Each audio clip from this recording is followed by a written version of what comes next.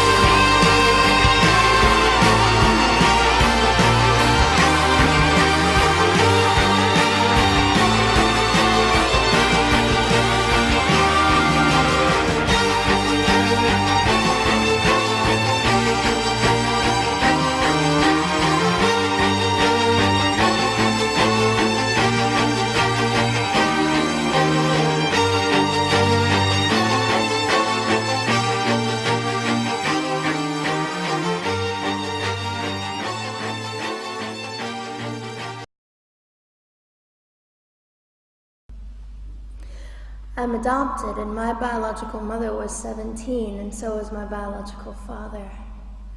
She was 7.5 months pregnant when she decided to go to Planned Parenthood, which is the largest abortion provider in the world, and they counseled her to have a late-term saline abortion, which is a saline salt solution that is injected into the mother's womb.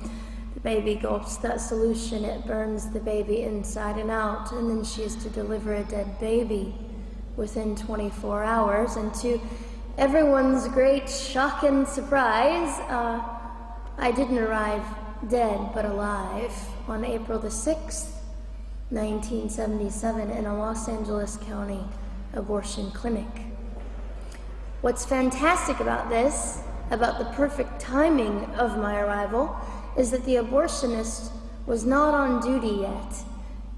So he wasn't even given the opportunity to continue on with his plan for my life, which was death. And I know that I am in a government building, and a beautiful one it is, and I love your country as well as my own. But I know in the age that we live in, it is not at all politically correct to say the name of Jesus Christ in places like this. To bring him into these sorts of meetings, because his name can make people so terribly uncomfortable. But I didn't survive so I could make everyone comfortable. I survived so I could stir things up a bit. And I have a great time doing it.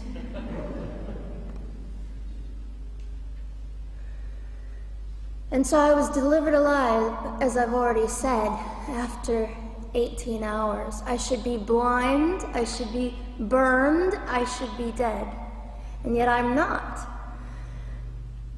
You know what is fantastic vindication is the fact that the abortionist had to sign my birth certificate. So I know who he is. And it also says, for any skeptic listening, on my medical records, born during saline abortion. Ha! They didn't win. I've done some research on the man that performed the abortion on me. And his clinics are the largest chain of clinics in the United States of America, and they gross $70 million a year. I read a quote from him at some point several years ago, and he said, "I have aborted over 1 million babies, and I consider it my passion." I tell you these things because, listen, ladies and gentlemen, we are in an interesting battle, whether we realize it or not, in this world. It is a battle between life and death. What side are you on?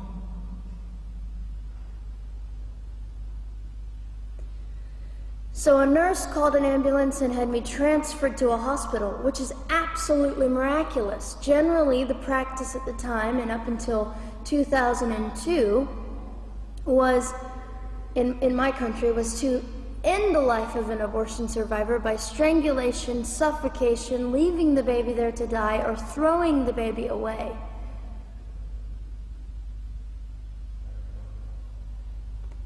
But on August the 5th, 2002, my extraordinary President Bush signed into law the Born Alive Infants Protection Act to prevent that from occurring anymore. You see,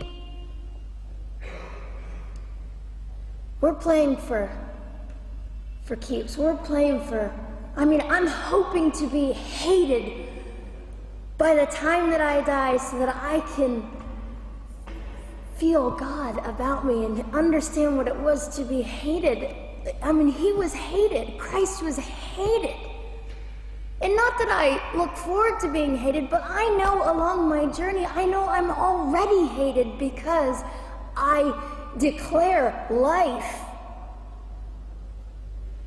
I say, you didn't get me. The silent Holocaust didn't win over me. And my mission, ladies and gentlemen, among many things, is this: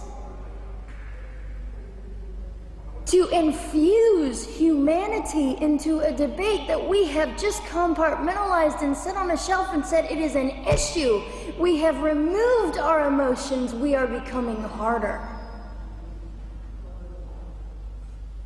Do you really want that? How much are you willing to take, and how much are you willing to risk to speak the truth in love and graciousness and stand up and at least be willing to be hated? Or at the end of the day, is it all about you or me? And so, after that, I was placed in an emergency foster care home where they decided they didn't like me very well, and as I'm fond of saying, I don't know how you could not adore me right from the start. What is wrong with these people? But they didn't. You see, I've been hated since conception by so many, and loved by so many more, but most especially by God. I'm his girl. You don't mess with God's girl. I got a sign on my forehead that says, you better be nice to me because my father runs the world. So after I was placed in the mean home, I was taken out of the mean home and placed into another home, a beautiful home, Penny's home. And she said by this time I was 17 months old, 32 pounds of dead weight, and diagnosed with what I considered to be the gift of cerebral palsy, which was caused directly by the lack of oxygen to my brain while I was trying to survive. Now, I am just compelled to say this.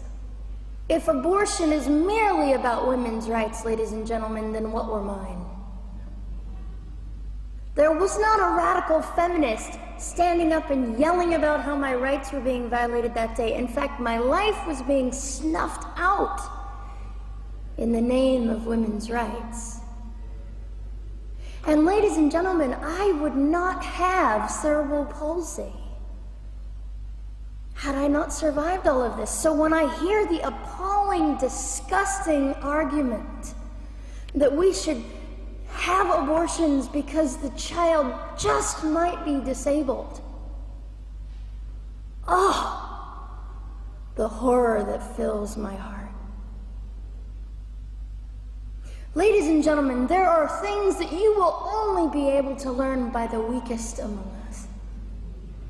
And when you snuff them out, you are the one that loses. The Lord looks after them, but you are the one that will suffer forever.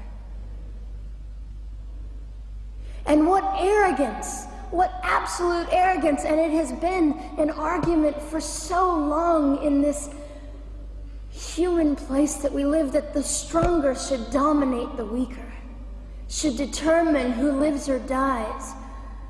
The arrogance of that, don't you realize that you cannot make your own heart beat? Don't you realize that all the power that you think you possess, you really possess none of it? It is the mercy of God that sustains you, even when you hate Him.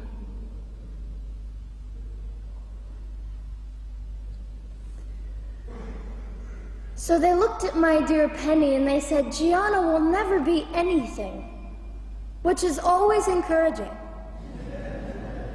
And she decided to ignore them, and she worked with me 3 times a day, and I began to hold up my head, and they said, well, Gianna will never this and never that.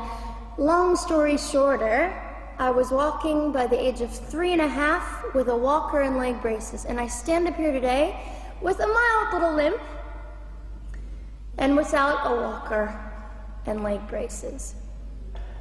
I fall gracefully sometimes and very ungracefully at other times, depending on the situation, but I consider it all for the glory of God. You see, ladies and gentlemen, I am weaker than most of you, but this is my sermon. And what a small price to pay to be able to blaze through the world as I do and offer hope. And I think in our misunderstanding of the way things work, we misunderstand how beautiful suffering can be. I don't willingly sign up for it, but when it comes, we forget. We forget that God is in control, and God has a way of making the most miserable thing beautiful.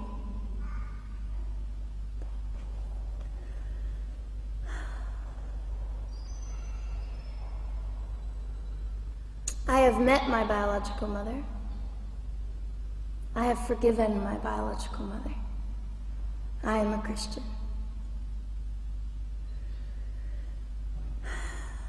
She's a very broken woman. She came to an event I was having 2 years ago, showed up unannounced, and said, hello, I'm your mother. And it was a very difficult day. And yet, while I was enduring all of this, you'll probably think I'm silly, but I was sitting there and I was thinking, I don't belong to you. I belong to Christ. I'm His girl, and I'm a princess. So no matter what you say, in all your anger and brokenness and rage, It's not mine to keep. It's not mine to carry, and I won't. I was saying all this inside. So, ladies and gentlemen, you have an opportunity. But for just a brief moment, I would like to speak directly to the men in this room and do something that is never done. Men, you are made for greatness. You are made to stand up and be men. You are made to defend women and children, not stand by and turn your head when you know murder is occurring and do nothing about it. You are not made to use women and leave us alone. You are made to be kind and great and gracious and strong and stand for something. Because men, listen to me, I am too tired to do your job. Women, you are not made for abuse. You are not made to sit and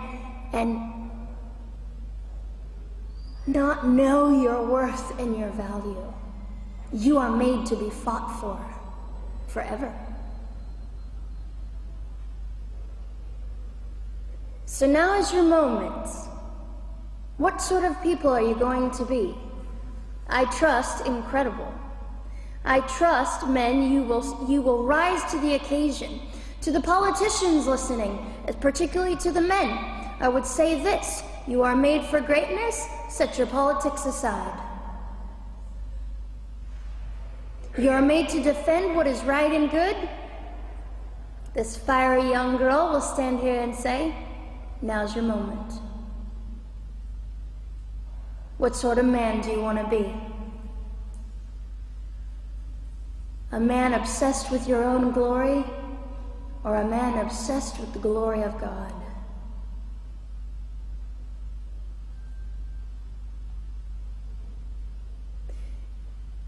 It's time to take a stand, Victoria.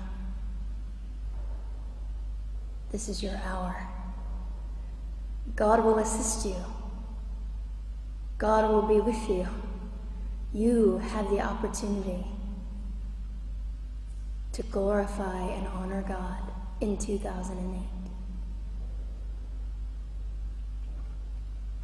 I'll just end with this. Some of you might be slightly annoyed that all I keep doing is talking about God and Jesus. But how on earth can I walk about limping through this world and not give all my heart and mind and soul and strength to the Christ who gave me life? So if you think I'm a fool, it's just another jewel in my crown. My whole intent in living here is to make God smile. I hope some of this made sense. It just came from my heart. God bless and keep you.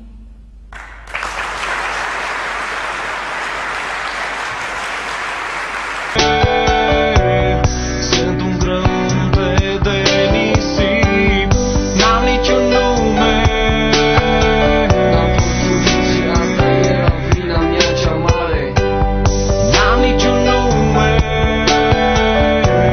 Sunt un grăunte de nisip, unul din morții care nu se pot număra. Picioarele-mi plăpânde nici când nu vor putea să alerge prin iarba uda dimineții, pentru că ele mi-au fost evite înainte să salute răsăritul de soare. Nici sneul de hârtie colorată nu-l voi urmări, cum se înalță în văzduh nu-l voi putea privi, căci ochii mei au fost distruși când încă în întuneric stăteam pierdut. Degetele mele nici când n-au să se întindă spre cununa de învingător, să o atingă, că Căci alergarea mea s-a încheiat cu mult timp înainte să fac eu primii pași. Buzele și gura mea nici când nu vor putea gusta din fructele ce cresc pe acest pământ.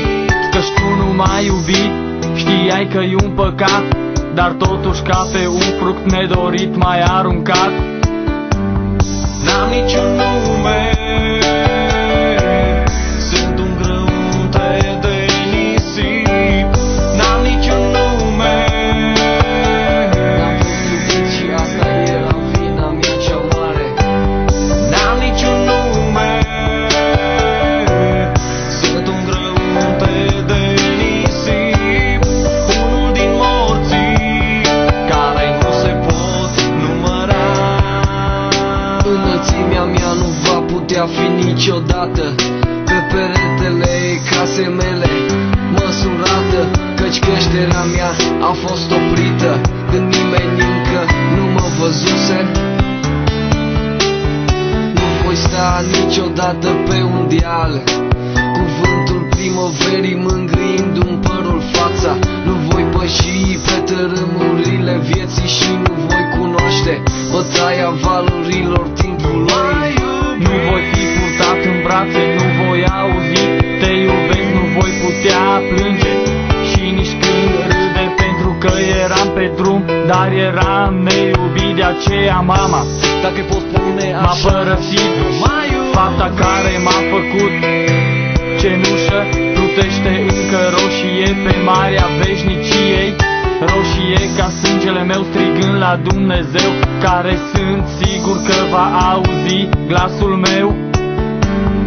N-am niciun